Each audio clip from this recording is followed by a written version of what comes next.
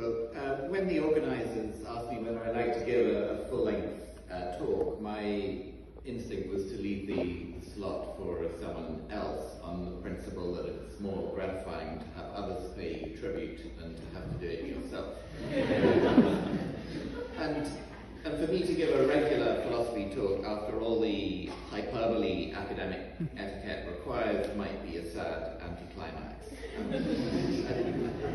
As for talking about myself, it's a risk in this company, since in relevant ways, many of you may know me better than I know myself. In fact, examples of that have already come up, which doesn't exclude the converse too, of course. So we happy to be otherwise. Nevertheless, I will arrange my remarks around various feelings, appropriate or inappropriate for such an occasion. After all, feelings are perceptual and so related to knowing, which is at least some excuse. Of course, talking about feelings is traditionally quite an un-English thing to do, but that doesn't mean that we English are bad at having the feelings. I mean, if people aren't upset, there's no need to tell them to keep a stiff upper lip. Indeed, until recently, we were world leaders for some feelings. In particular, we were at the cutting edge of embarrassment, pioneering new ways of feeling it and new reasons for doing so. Despite the decline of such feelings as part of the general purification of our culture, some of the old sensibilities remain. In my own case, throughout this conference, as its focus, I felt the subtle but intense pleasures of embarrassment. It has been, in the best possible sense, excruciating. Another feeling is of gratitude. First of all, to Ofra, Amir and Corinne for having the very generous idea of this event, and to Mariona for helping them give it such excellent matter and form. Actually, if matter and form are compatible with metaphysics of events, Aristotle scholars would be able to clarify that. It's been world-class. So I have no doubt whatsoever that organising and running this event has been far more trouble and far more consuming of time and energy than supervising any of them ever was, or in the case of Mariona is. I mean, regimenting academics and philosophers, worst of all, is notoriously harder than herding cats. And as my wife Anna will confirm, regimenting even one philosopher is hard enough. But I also feel very grateful to the philosophers too, however hard they have been to regiment, for all their excellent talks and discussion, and to all those who've come here, in some cases travelling long distances. So the next feeling is of pride. Whatever their private reservations, Corinne, Ofra and Amir have cast me in the role of patriarch, enabling me to preside self-importantly over this magnificent philosophical extended family.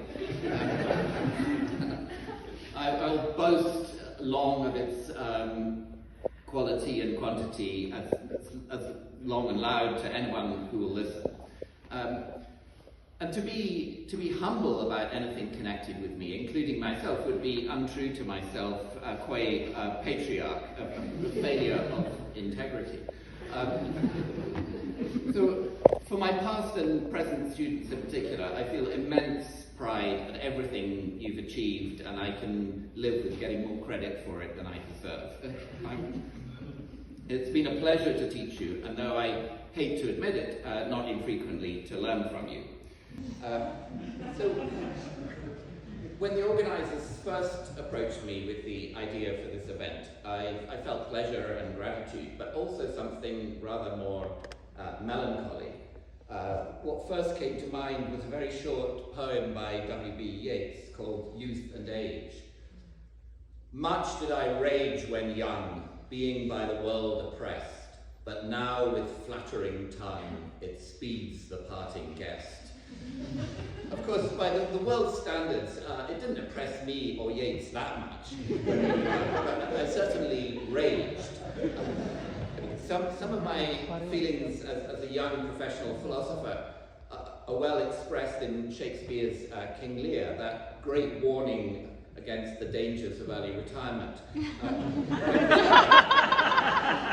When the ex-monarch says, in a slightly different context, I will do such things, what they are yet I know not, but they shall be the terrors of the earth. In the 1990s, my rage against all forms of anti-realism earned me the label of Rottweiler realist. Since then, my philosophical rage has mellowed into something more like tired annoyance. I've lost some of my bark, though I hope not too much of my bite. And, well, I was going to say I've always felt impatience, and of course, a lot has been said about supposedly how patient I am. I can assure you that at least with myself, I'm extremely impatient. One reason for that was when I started as an undergraduate half a century ago, reading mathematics and philosophy. I believed the erroneous cliche that for serious creative purposes, both mathematicians and philosophers are burnt out by their late 20s, which is not a view that really endeared me to my elders. But so since that time, my actual age has never quite caught up with my self-projected burnout age. But I can strongly recommend the fear of not having much time left as a spur to getting things done. So, on the theme of impatience, a patriarch's speech is of course something to be endured rather than enjoyed. And just when you think it's over at last, another part begins. For example, the moment after I have to step down as Wickham Professor of Logic at the end of September, when I'll be 68, I start as a senior research and teaching fellow in the Faculty of Philosophy for another 3 years, from 2023 to 2026, doing the same work for the same money under a less imposing mode of presentation. And I'll also continue as a part-time visiting professor at Yale and at the Università della Svizzera Italiana in Lugano. And for the future, I have several books nearly finished. One is on, sorry, this is getting very pedestrian now, but one is on overfitting and heuristics in philosophy, applying ideas from outside philosophy to diagnose philosophical paradoxes and pathologies of philosophical methodology, with special references to the so-called hyper-intentional revolution or attempted coup. And another book will bring together the reflections of a Rottweiler realist on metaethics. It's called Good as Usual. Anti-exceptionalist essays on norms, values and action.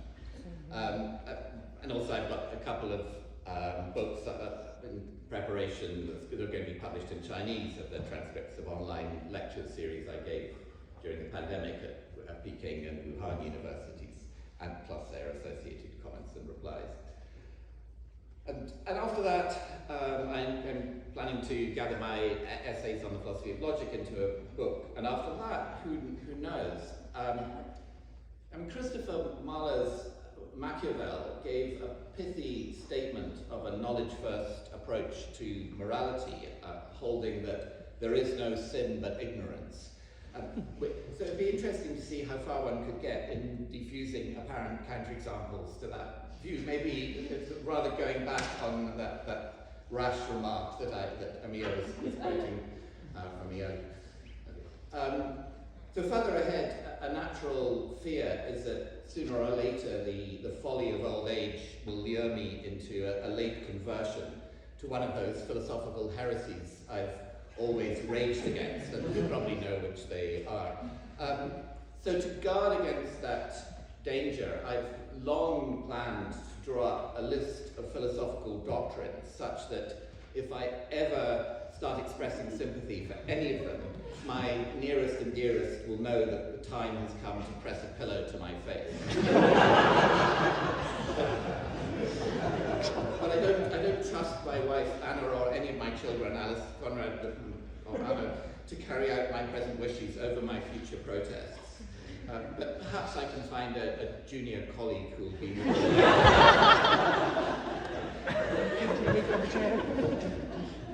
I mean, surely there are many who are just as impatient with my generation as I was with the generation before mine.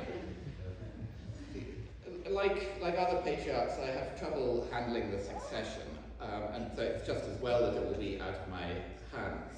I'm sure that whoever succeeds me in the Wickham chair, probably in 2026, will be far better than I have been at applying for research grants and running impact case studies. But I can't imagine that they could possibly have a nicer farewell event than this.